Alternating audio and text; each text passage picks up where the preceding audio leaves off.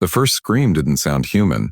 It tore across the desert like a wounded spirit, sharp enough to stop even the wind. Eli Mercer didn't know if it came from the mountains or from the pain burning through his own ribs, but he knew one thing. If he didn't get off that trail, he was going to die out here. The second scream was his. He fell from his horse when the world tilted sideways, his vision going black around the edges.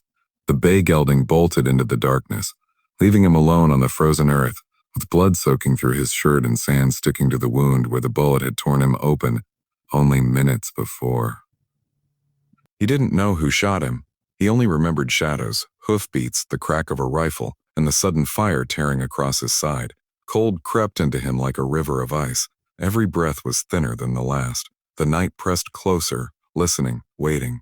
He tried to crawl, but the desert swallowed his strength, and his hands sank into the sand like it was trying to claim him. That was when he heard the footsteps, soft, light, unmistakably human. He tried to reach for the revolver lying inches away, but another wave of pain pinned into the earth. A shape knelt beside him, and another, then a third, 3 silhouettes against the moonlit sky.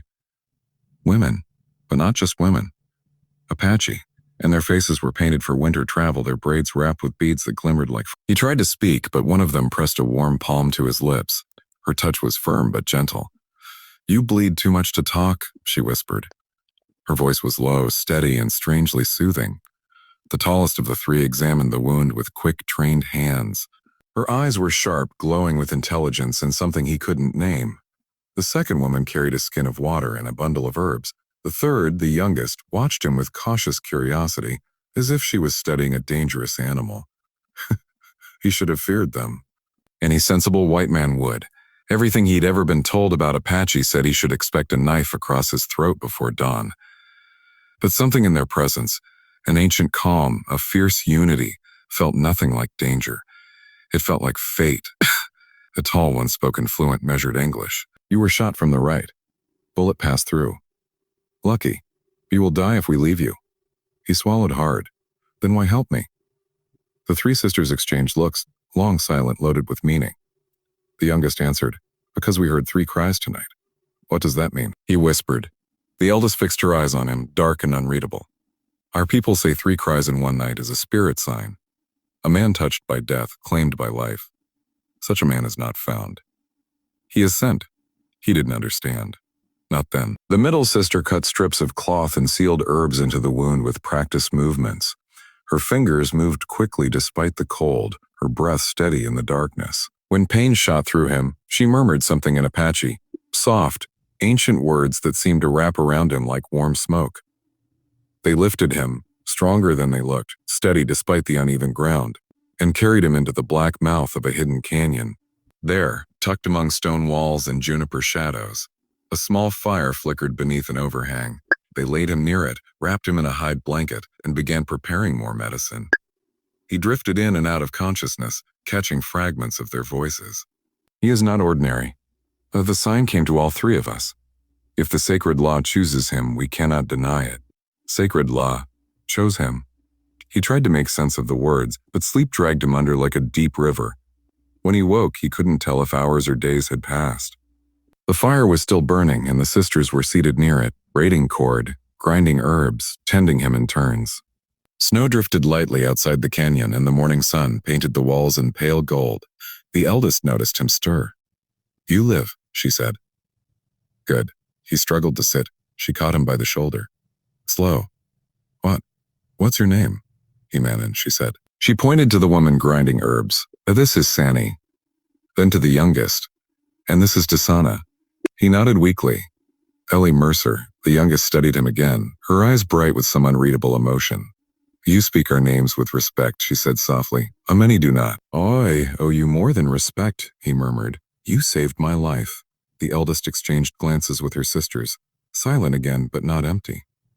Heavy like a storm waiting to break. That night, when the fire crackled low in the sky above the canyon filled with cold stars, the sisters sat together on the far side of the fire and spoke in low, rhythmic tones. Eli pretended to sleep, but their voices carried. "He carries the mark. He was sent to us.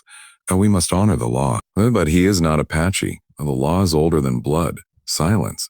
Then Nalen's voice steady as stone.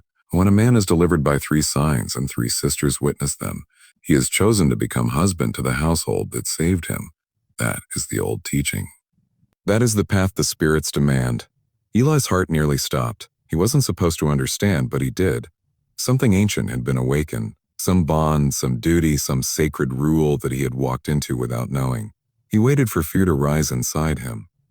It didn't. Instead, a strange calm washed over him, the same calm he felt when he first saw them on the trail. Chosen. Husband. Fate. But fate wasn't gentle, and it certainly wasn't finished with him. The following day, Nalen tested his strength by having him stand, then walk a few paces. He nearly collapsed, and she caught him effortlessly. "You heal well," she said, "but danger still follows you. The men who shot you may return." He felt the memory come back sharp as a knife. 3 of them, he said. Robbers. They wanted my horse, my pay. I didn't think they'd track me this far. Dasana tilted her head. They were not men of honor?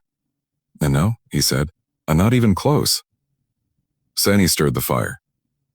Oh, then they will come again. A man who kills and takes does not stop unless someone stronger stops him. Nalen nodded once. You will protect what the spirits delivered to us. The way she said protect made something inside Eli tighten. These sisters weren't fragile desert flowers. They were warriors, bound by blood and belief. And whoever was hunting him now wasn't ready for what waited in this canyon. But they came, 2 nights later.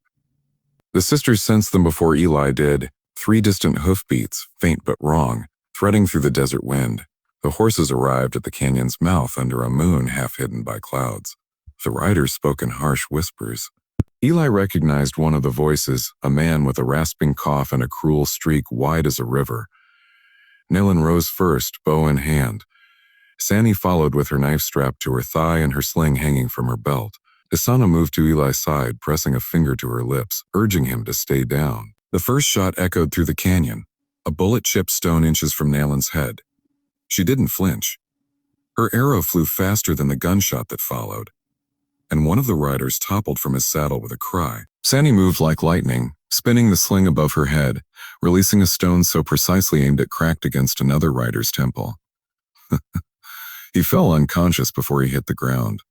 The last rider, a tall, mean-eyed man named Cutter, charged forward with his rifle raised. Eli forced himself up despite the agony burning through him. Cutter, leave them out of this. Cutter spat into the dirt. Should have died out there, Mercer. Now I'll take what you owe, and the rest is bonus. He aimed the rifle at Eli. Dasana stepped between them. Cutter laughed.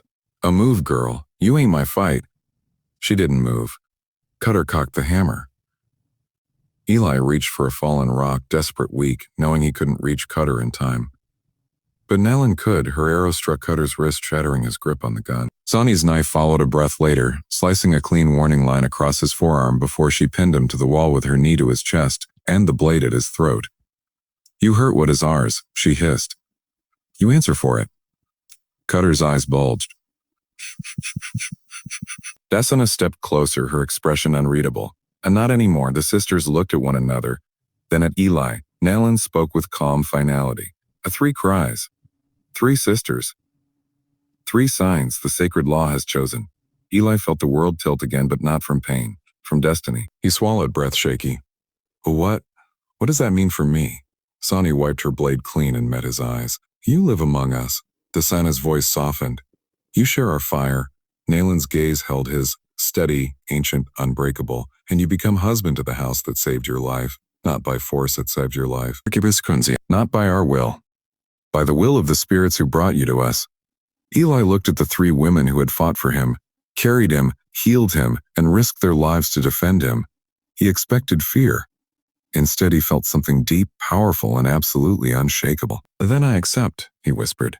If you'll have me. A quiet breath passed between the sisters, something like relief, something like pride, something like the final seal of a fate older than any of them. Snow began to fall again, soft and silent, settling on the canyon like a blessing. Nalen touched his cheek. Then you are ours, and we are yours. That night, around the fire, the sisters prepared the rites, simple, ancient, binding in a way no church or courthouse could ever match. The flames crackled low and the desert wind quieted as if the land itself listened. When Eli spoke the vow they taught him, the fire flared bright, sudden, as though the spirits themselves had come to witness. And somewhere deep inside him, the wound he carried, the physical one and the older, invisible one he'd lived with far longer, began to heal. By dawn, he was no longer a drifter. He belonged to the canyon, to the fire, and to the three sisters bound to him by a law older than time. And he knew that whatever dangers came next, whatever storms, whatever enemies, whatever trials waited in the wide and merciless West, they would face them together. Not by chance, by destiny.